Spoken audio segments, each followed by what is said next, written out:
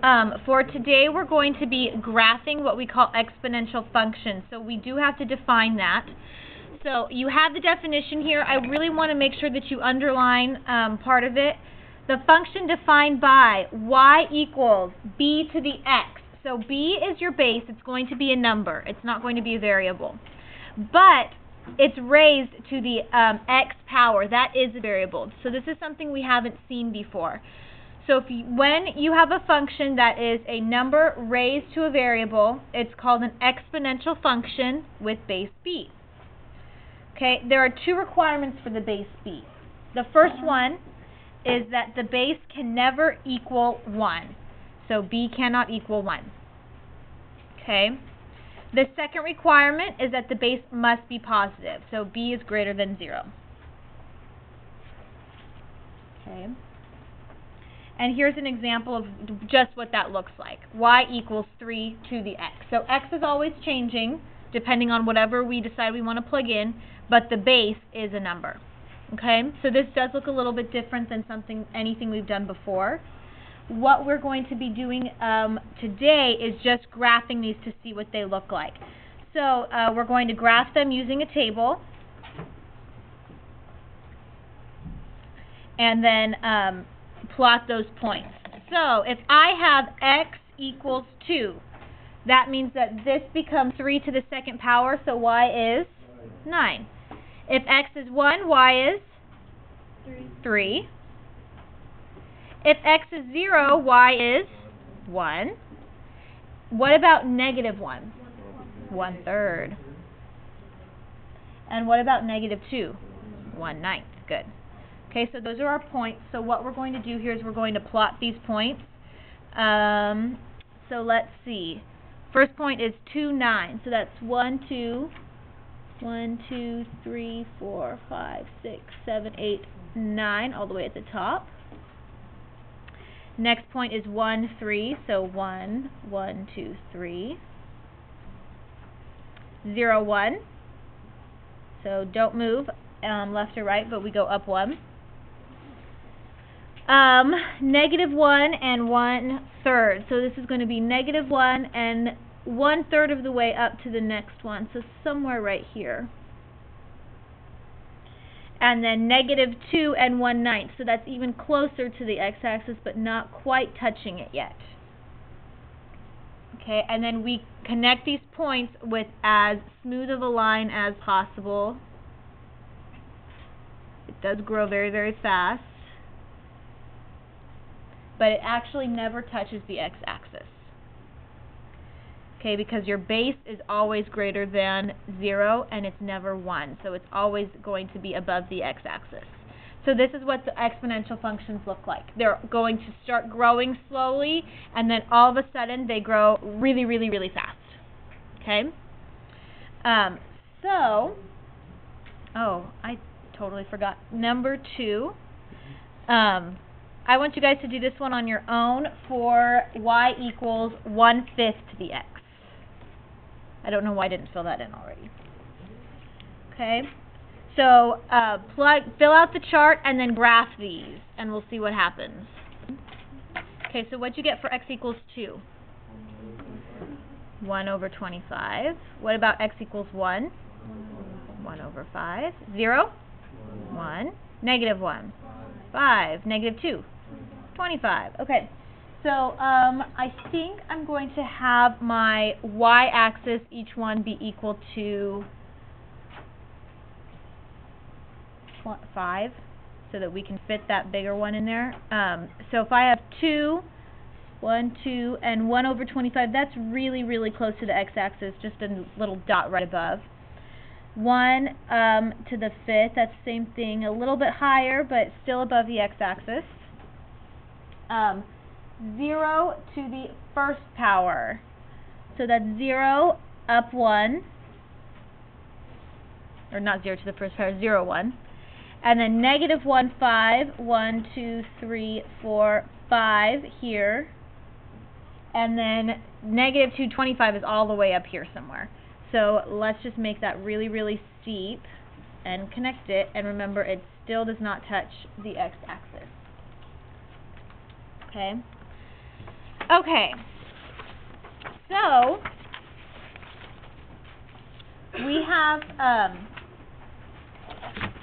two graphs right here. Exponential functions either look like curving going, let me pick a different color. They're either going this way and get really, really close to the x-axis, or going the opposite way. Okay, and there is a difference between the two. I put a note down there. Notice that the graphs are smooth curves. Okay, so we want to make it as smooth as possible. All right, so I have off to the left here is the picture of the graph that we're talking about right now. This is called a decreasing graph. So graphs are called decreasing.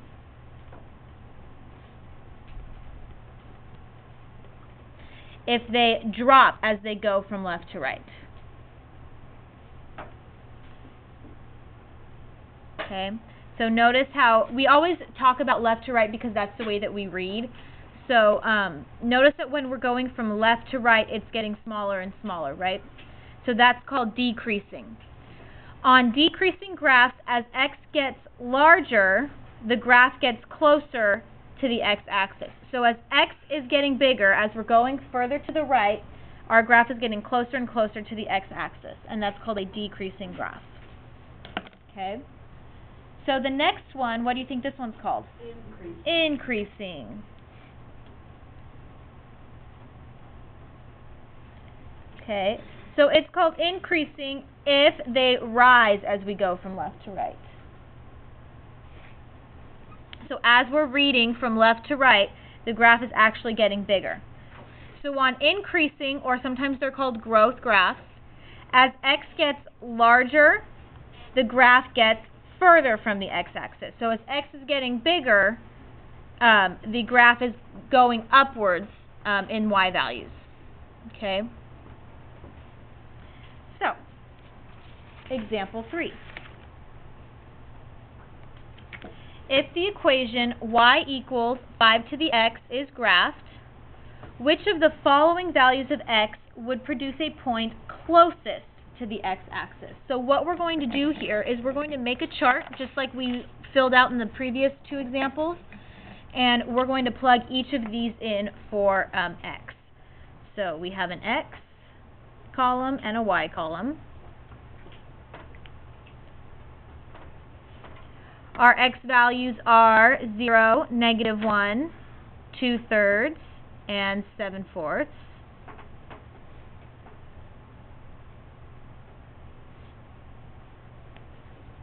But we're actually just going to work with, I should have changed this. Alright, so putting fractions in the exponent is going to make it really confusing, a lot more work than we want to, but we can estimate kind of about where we're looking. 7/4, what's that about equal to? It's about equal to 2, so let's plug in 2. 2/3 is pretty close to 1, so we're going to see what happens when we plug in, when we get close to 1. So we're going to use 0, and we're also going to use +2, and then we're going to see what happens, okay? So we only have to plug in 3 numbers. All of these numbers, these 3 numbers that we picked fall somewhere in between the 4 that are given to us, so we can kind of make an estimated good guess. Oh, negative, sorry. We want to do a negative because of this -1. Okay? So we're going to make an educated guess based off of these estimations. So if I plug in 2 here, what's that going to give me? 25. 0 is going to give me 1. And -2 is going to give me 1/25, right? So 1/25 is going to be the closest to the x-axis. Which one of these numbers is closest to -2? B, -1. D is a positive, right? So -1, that's going to give us the closest. And if we were to graph these, that would be 0, 1, -2, 1/25, so right here, and then +2, 25 is somewhere up here, so it would look like this. Okay, so -2 gives us 1 over 25, and -1 is the closest of these three numbers to -2. So we can estimate. We can just pick x values that are close to all of these, so we don't actually have to plug all of them in, and that's going to give us an estimate. Let's try it again for example 4. We're going to do the same type of idea. Okay. Oh my gosh. Man, typos all over. This should say example 4. Okay. So, yeah, I know. We'll change it to 5. Okay. Example 4. If the equation y equals 1/3 to the x is graphed, which of the following values of x would produce a point closest to the x-axis? So we're actually going to do the exact same thing here. We have x and y, and my numbers are actually the same here. I have 0, -1, 2/3, and 7 over 4. 7 over 4 is really close to 2, so we're going to use +2 to kind of estimate. 2/3 is really close to 1, and 0 is really close to 1, so we're just going to plug in 0 for x and see what happens.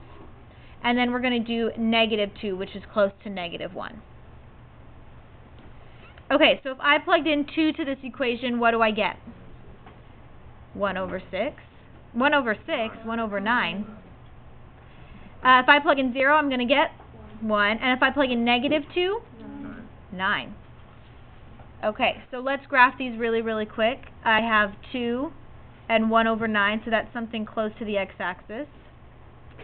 I have 0 and 1, and -2, +9. 1, 2, 3, 4, 5, 6. It's the top one. Okay, so when I graph this, it gets really close to the x-axis. So which one gave me a point closest to the x-axis? 2, and what's closest? D. Okay, does that make sense? Okay, yeah. Why does our base have restrictions on it? Why can't it equal 0, and why does it have to be positive? So let's see what happens when we let the base equal 0. Okay, so if the base is equal to 0, and I plug in all of these x values, what am I going to get? 0 squared gives me 0. 0 to the first gives me 0. What about 0 to the 0? 1. 0 to the -1? It's still going to give you 0. And 0 to -2? Still 0. Okay? So then what happens when I graph those? That gives me 0, 0, 1, 0, 0. Does that look like an exponential function? Does it even look like a line? No, so we can't do it. That's why. So I just put a reminder for you guys. Remember, the base must never be 0, 1, or negative.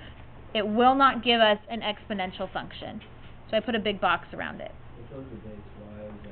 The base is the number that is being raised to the exponent. So this part right here can never be 0, it can never be 1, and it can never be a negative number. Okay. So, last one, example 5. Which multiple choice ordered pair, oh, it's not the last one. We have 7 examples. Whoa. Which multiple choice ordered pair represents the y-intercept for the function y equals 2 to the x?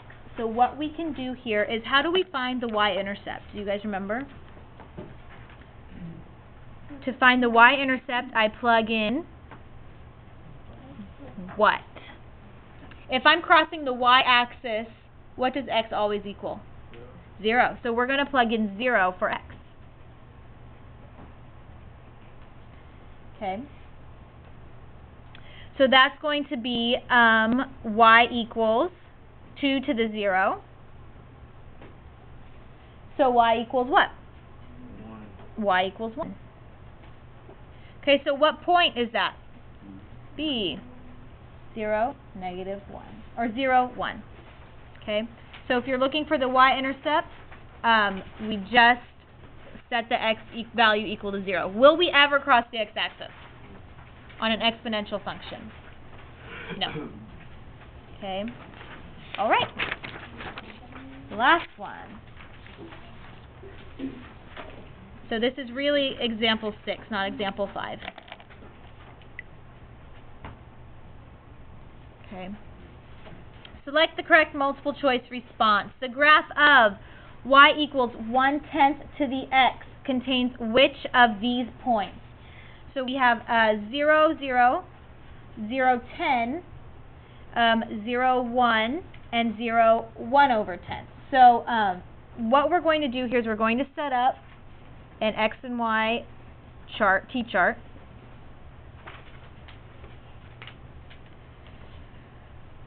Okay, and now everything here either contains a 0 or a 10, there's a 1 there, or 1 over 10. So are there any guesses as to what the x values we're looking at here are?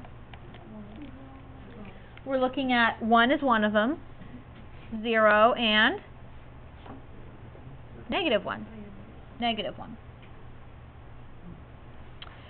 So if x equals 1, what would y equal? 1/10. If x equals 0, y equals 1. And if x equals negative 1, y equals 10. Which of these points is in here? C, 0, 1.